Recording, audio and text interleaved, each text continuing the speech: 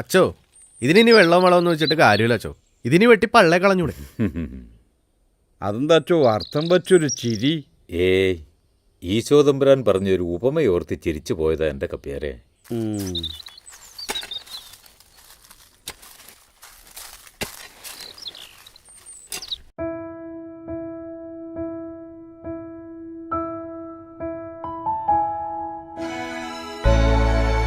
ദേവസേട്ടാ, ഓ, ആ പയ്യനെ എനിക്കറിയാം. ആ പെങ്കൊച്ചേതാ? അത് നമ്മുടെ ലൗഡിൽ സ്കൂളിൽ പുതിയതായിട്ട് വന്ന ടീച്ചറല്ലേ? ഓ, ഡൽഹിയിലായിരുന്നു പഠിച്ചതൊക്കെ. ജോലി കിട്ടിയതിന് ശേഷം ഫാമിലി ആയിട്ട് ഇവിടെയാ താമസിക്കണേ. ജേക്കബുമായി ആ കൊച്ചിഷ്ടത്തിലാന്ന പറഞ്ഞു കേൾക്കണേ. അതിനെന്താ, സ്നേഹിക്കുന്നത് നല്ലതല്ലേ എൻ്റെ ദേവസേട്ടാ?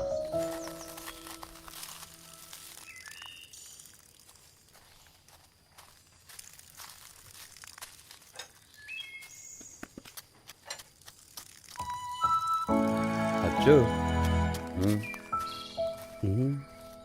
ആ, good evening father. Good evening. രണ്ടുപേരും എന്താ ഈ സമയത്ത്? ഒരു പ്രധാന കാര്യം പറയാനുണ്ടായിരുന്നു. ആ, എന്താ, കേൾക്കട്ടെ. ഞങ്ങളുടെ വിവാഹം ഈ പള്ളിയിൽ വെച്ച് നടത്തി തരണം. അതിനെന്താ, അത് ഇത്ര ബുദ്ധിമുട്ടുള്ള കാര്യമാണോ? ബുദ്ധിമുട്ടുണ്ട് ഫാദർ. എന്ത് ബുദ്ധിമുട്ട്? അനിത യാക്കോബായ സഭാംഗമാണ്. അതൊരു പ്രശ്നമാണോ? രണ്ടുപേരും ക്രിസ്തുമത വിശ്വാസികളല്ലേ? മറ്റൊരു കാര്യം കൂടി പറയാനുണ്ട് ഫാദർ. ഇത് ഞങ്ങളുടെ ഒരു റിക്വസ്റ്റാണ്. ആ, പറയേ, കേൾക്കട്ടെ.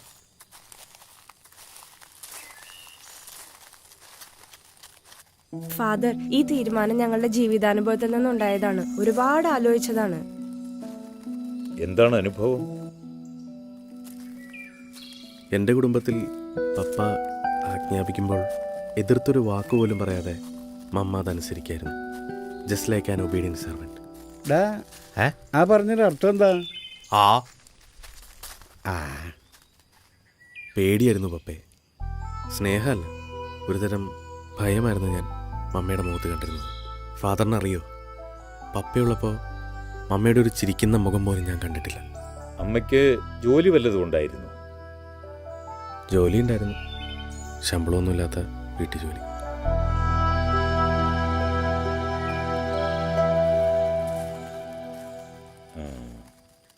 ഇനി അനിതയ്ക്ക് എന്തെങ്കിലും പറയാനുണ്ടോ?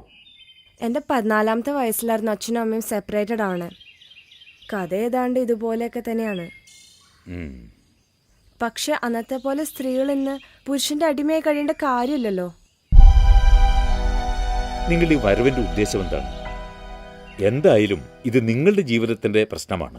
എല്ലാം ആലോചിച്ച് തന്നെ തീരുമാനമെടുക്കണം. ഞങ്ങൾ ആലോചിച്ചിട്ട് തന്നെയാണ്. അതായത് വിവാഹ ഉടമ്പടിയിൽ മരണം നിങ്ങളെ വേർപ്പെടുത്തും വരെ എന്നതിന് പകരം സ്നേഹം നിലനിൽക്കും വരെ എന്നാക്കാമോ ഫാദർ? ആഹാ, വിവാഹോടമ്പടിയൊക്കെ ബൈഹട്ടാക്കിയിട്ടാണല്ലോ നിങ്ങളുടെ വരവ്. കൊള്ളാം. ഈ വിവാഹോടമ്പടി എന്നത് ഒരു വാഗ്ദാനം കൂടിയാണ്. പക്ഷേ ഇപ്പോൾ എത്രയോ വിവാഹമോചനങ്ങൾ നടക്കുന്നു. എന്നുവെച്ച് സഭാ നിയമങ്ങൾ വളച്ചൊടിക്കാനുള്ളതല്ല.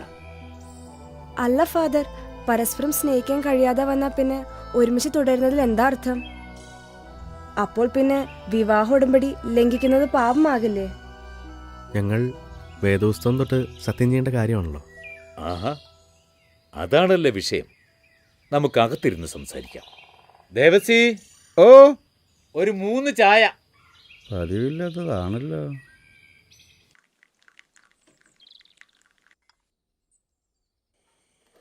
എനിക്ക് നിങ്ങളുടെ ചോദ്യം ഇഷ്ടപ്പെട്ടു, നിങ്ങളുടെ ദൈവത്തിലുള്ള വിശ്വാസവും.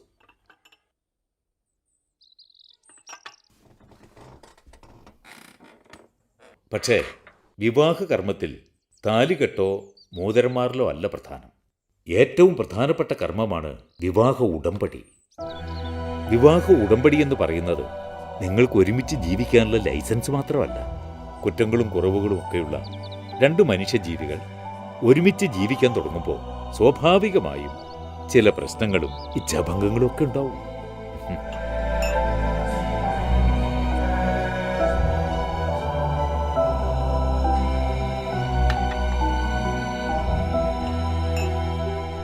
പക്ഷേ അതൊക്കെ പരസ്പരം സഹിഷ്ണുതയോടെ പങ്കുവയ്ക്കാനുള്ള സന്നദ്ധത ഉറക്കെ പ്രഖ്യാപിക്കുന്ന വിശുദ്ധമായൊരു ബന്ധമാണ് വിവാഹം.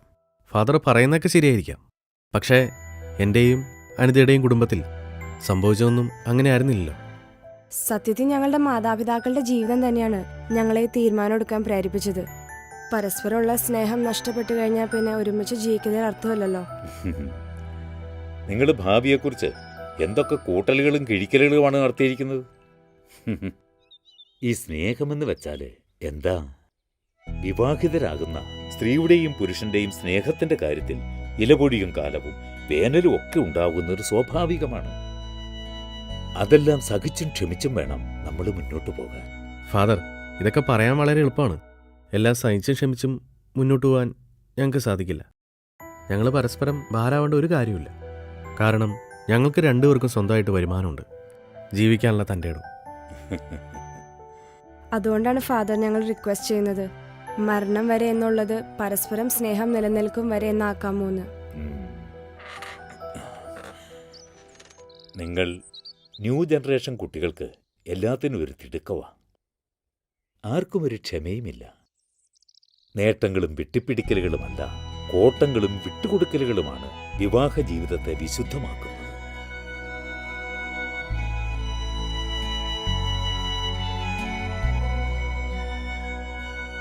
മക്കളെ, സുഖവും ദുഃഖവും പരസ്പരം പങ്കുവെച്ച് ജീവിതം ദൈവത്തിങ്കൽ അർപ്പിച്ച് നിങ്ങൾ ധൈര്യമായി മുന്നോട്ട് പോവുക.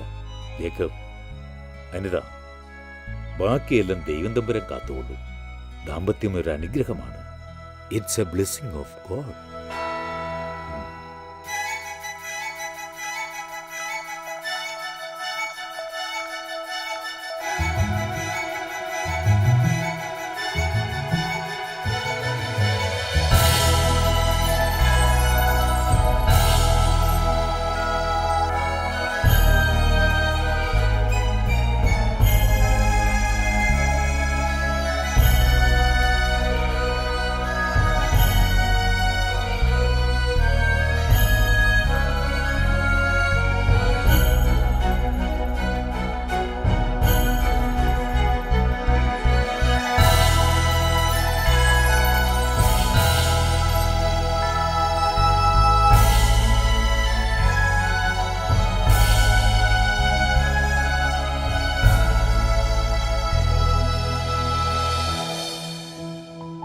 ഇന്നു മുതൽ മരണം വരെ സന്തോഷത്തിലും സന്താപത്തിലും സമ്പത്തിലും ദാരിദ്ര്യത്തിലും ആരോഗ്യത്തിലും അനാരോഗ്യത്തിലും പരസ്പരം സ്നേഹിച്ചും പരിചരിച്ചും ഒന്നിച്ച് ജീവിച്ചുകൊള്ളാമെന്ന് ഞങ്ങൾ വാഗ്ദാനം ചെയ്യുന്നു.